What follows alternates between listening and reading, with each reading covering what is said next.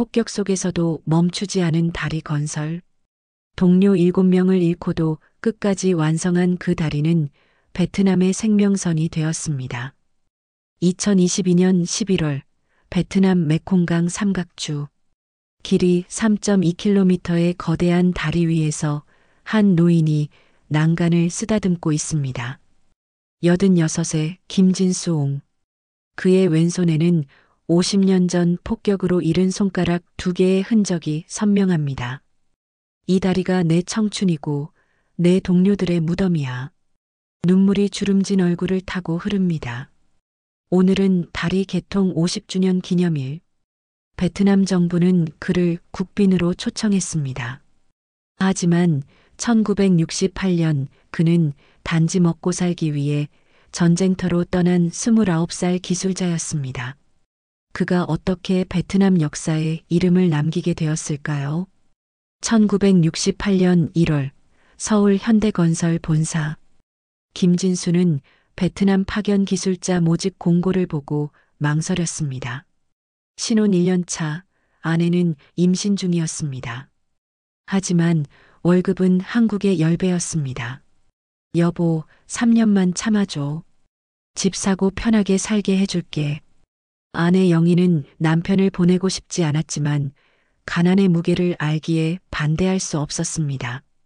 진수 씨, 몸 조심하고. 아기 얼굴은 꼭 보고 와야 해요. 김진수는 아내의 배를 쓰다듬으며 약속했습니다. 꼭 무사히 돌아올게. 우리 아기 자랑스러운 아빠가 되어서. 1968년 2월 420 도착. 그가 배치된 곳은 메콩강 삼각주 다리 건설 현장이었습니다. 현장은 상상 이상으로 위험했습니다. 메콩강은 폭 2km, 유속이 빨라 죽음의 강이라 불렸습니다. 게다가 베트콩의 주요 보급로여서 매일 교전이 벌어졌습니다. 김진수는 교량 설계 담당이었습니다. 한국에서도 한강 다리 건설에 참여한 경험이 있었습니다. 하지만 여기는 달랐습니다. 우기에는 수위가 10m나 올라가고 건기에는 바닥이 드러났습니다. 기초 공사부터 난관이었습니다. 강바닥이 지늘기어서 말뚝이 계속 가라앉았습니다. 김진수는 밤낮 없이 고민했습니다. 그러다 한국의 전통 공법을 떠올렸습니다. 통나무를 엮어 뗏목을 만들고 그 위에 콘크리트를 타설하는 방법이었습니다. 1968년 5월 본격적인 공사 시작. 한국인 기술자 50명, 베트남 노동자 500명이 투입되었습니다. 김진수는 현지인들과 소통하기 위해 베트남어를 배웠습니다.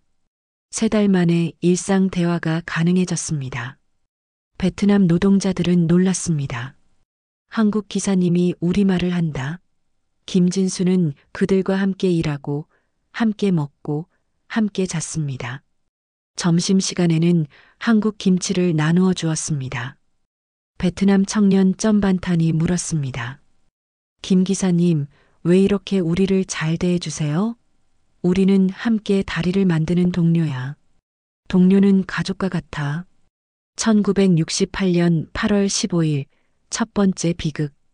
새벽 3시 베트콩의 로켓 공격이 시작되었습니다.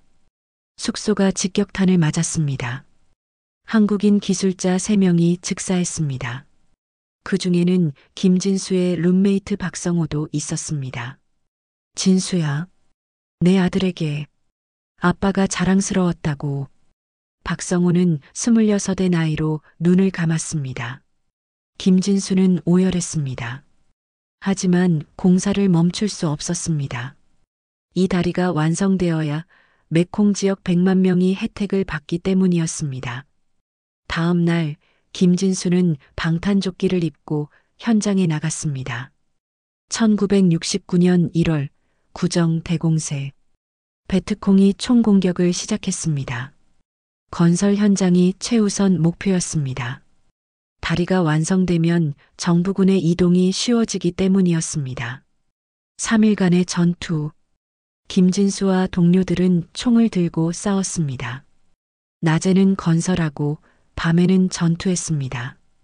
그때 기적 같은 일이 일어났습니다. 베트남 노동자들이 자발적으로 무기를 들고 한국인들을 보호한 것입니다. 점반탄이 외쳤습니다. 한국 형제들을 지켜라. 그들은 우리를 위해 다리를 만든다. 500명의 베트남 노동자가 인간 방패가 되었습니다. 베트콩도 민간인은 공격하지 못했습니다. 1969년 7월 두 번째 비극. 교각 설치 작업 중 크레인이 넘어졌습니다.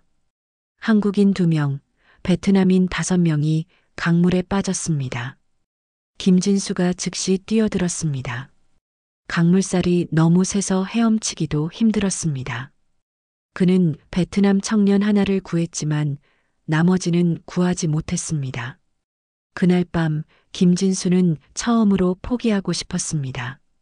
하지만 점반탄이 말했습니다. 기사님, 그만두지 마세요. 우리는 기사님을 믿어요. 이 다리는 우리의 희망이에요. 김진수는 다시 일어섰습니다. 죽은 동료들을 위해서라도 완성해야 했습니다. 1970년 3월 최대 위기. 폭우로 메콩강이 범람했습니다. 완성된 교각 3개가 떠내려갔습니다. 1년 반의 노력이 물거품이 되었습니다. 현대건설 본사는 철수를 지시했습니다. 더 이상은 무리다. 돌아와라. 하지만 김진수는 거부했습니다. 처음부터 다시 시작하겠습니다. 제가 설계를 잘못한 겁니다. 책임지겠습니다. 그는 월급을 받지 않고 일했습니다. 베트남 노동자들도 품삯을 포기했습니다. 우리도 월급 없이 일하겠습니다. 다리를 완성할 때까지. 김진수는 설계를 완전히 바꿨습니다. 베트남 전통 건축 양식을 접목했습니다. 대나무처럼 유연하게 태풍에도 버티는 구조를 만들었습니다. 1970년 10월 다시 시작한 공사. 이번에는 달랐습니다. 베트남 정부가 군대를 파견해 경비를 섰습니다. 주민들이 자발적으로 자재를 운반했습니다. 1971년 5월 마지막 교각 설치. 그런데 폭격이 시작되었습니다. 김진수는 교각 위에서 내려오지 않았습니다. 여기서 죽어도 완성하고 죽겠다. 폭탄 파편이 날아와 왼손가락 2개를 잃었습니다. 피를 흘리며 그는 마지막 볼트를 조였습니다. 1972년 11월 15일 드디어 개통. 메콩강 대교가 완성되었습니다. 길이 3.2km, 베트남 최장 다리였습니다. 개통식에는 10만 명이 모였습니다. 응우옌 반티우 대통령이 김진수의 손을 잡았습니다. 당신은 베트남의 은인입니다. 이 다리는 영원히 우정의 다리로 불릴 것입니다. 김진수는 답사에서 눈물을 흘렸습니다. 이 다리는 저 혼자 만든 게 아닙니다. 한국과 베트남이 함께 만들었습니다. 죽은 동료들도 함께 만들었습니다. 개통식 후 김진수는 4년 만에 한국으로 돌아갔습니다. 공항에는 4살 된 아들이 기다리고 있었습니다. 한국으로 돌아온 김진수는 다리 건설의 전문가가 되었습니다. 하지만 그의 마음은 항상 베트남에 있었습니다.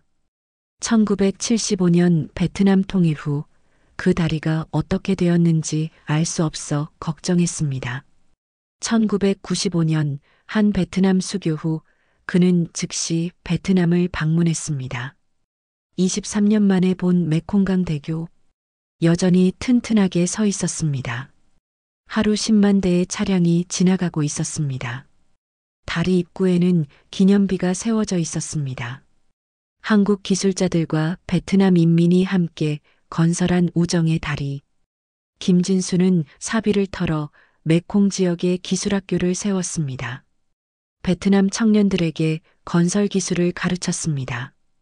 20년간 2,000명의 졸업생을 배출했습니다. 그들은 베트남 전역에서 다리와 도로를 건설했습니다. 2010년 베트남 정부는 김진수에게 우호 훈장을 수여했습니다. 2015년 메콩강대교 옆에 제2교가 건설되었습니다. 김진수의 제자들이 만든 것이었습니다. 스승님, 저희가 해냈습니다. 점반타는 이제 베트남 최고의 교량 전문가가 되어 있었습니다. 2020년 김진수는 자서전을 출간했습니다. 메콩강에 놓은 무지개. 한국과 베트남에서 베스트셀러가 되었습니다. 인쇄 전액을 메콩 우정 장학재단에 기부했습니다. 매년 100명의 베트남 학생들이 한국에서 건설 기술을 배우고 있습니다. 2022년 다리 개통 50주년. 베트남 정부는 대대적인 기념식을 열었습니다. 김진수는 휠체어를 타고 참석했습니다. 다리 위에서 그는 50년 전 함께 일했던 노동자들을 만났습니다. 모두 백발이 되었지만 서로를 알아보고 껴안았습니다.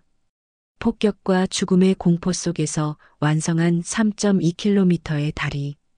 그것은 단순한 건축물이 아니었습니다. 한국과 베트남을 잇는 우정의 상징이었고 전쟁 속에서도 피어난 희망의 증거였습니다. 오늘도 메콩강대교 위로 수많은 차량이 지나갑니다.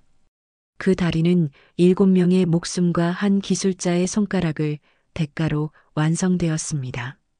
하지만 그 희생은 헛되지 않았습니다. 다리는 100만 명의 삶을 바꿨고 두 나라의 우정을 영원히 이어주고 있습니다. 이 이야기가 마음에 닿았다면 구독과 좋아요로 함께 해주세요.